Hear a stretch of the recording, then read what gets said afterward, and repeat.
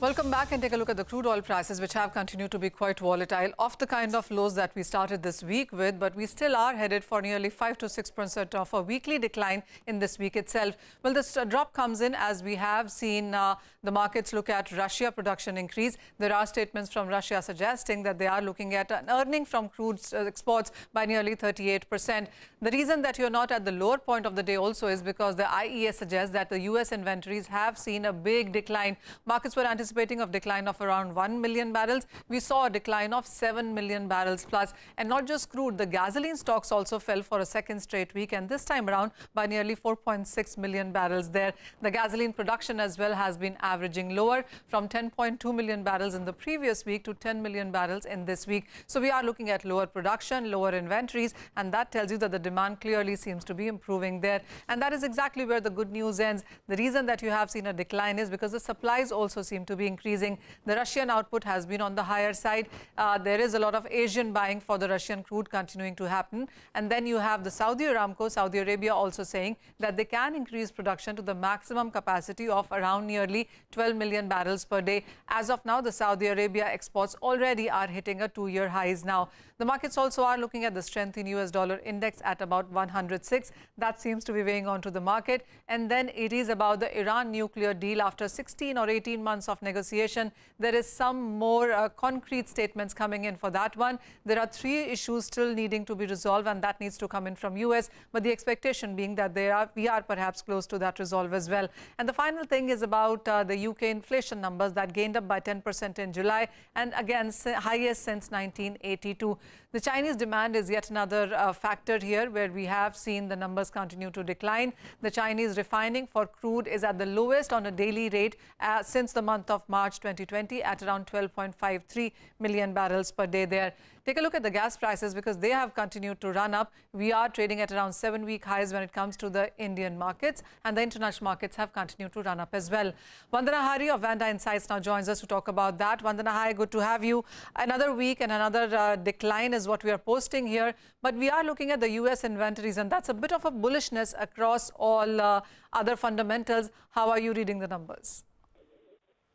Good afternoon, Manisha. So it does seem that the U.S. inventory data, which showed quite a steep drop in crude stockpiles and a steep drop in gasoline stockpiles, was proved to be a bit of a bullish indicator for crude.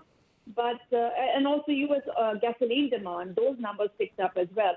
But in the big scheme of things, that effect may not last, and as we can already see today, crude prices have been trending down again. Right. And of course, before yesterday, on 3 sessions, there's been a heavy sell-off. So I think the path of least resistance for crude remains downward for the time being.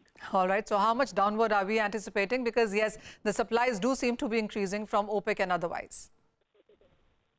So I think there's 2 scenarios that I can think of. One is whether the Iran deal restoration does proceed, in which case, the market is estimating we could see potentially 1 to 1.3 million barrels per day of additional oil from Iran coming onto the world market. If that happens, I think we could easily see Brent slip below 90. So a lot of the Iran deal, I feel, has already been factored in the sell-off in crude that we've seen in recent days, but not all of it, because clearly, we have to see whether the deal actually gets done, and what are the conditions that U.S. puts for removing the sanctions on Iranian exports. They may not be removed all in one go. Right. The other scenario is if the deal doesn't happen. But then, still there, I think there's plenty of downward pressure that will remain on crude because just generally the economic scenario, the demand scenario is not looking too good. The central banks are continuing to increase interest rates. And, inflation is starting to bite. Manufacturing activity is declining in all major economies. And the consumer sentiment is going downhill as well. So what's your sense on where do we see next supports come in for crude prices? I mean, we've come off this year's highs quite consistently. Yeah, so we have to remember that while it does seem that, there are reasons to be worried about global oil demand, and, there could be considerable softening in global consumption, and at least this quarter, the world could be in surplus as OPEC Plus is predicted. But we do have to keep in mind that there are just too many risks around supply, big risks. We have OPEC Plus still delivering close to 2.7, 2.8 million barrels per day below their target. There's not much spare capacity there. And then we are still in the midst of the U.S., the Atlantic hurricane season.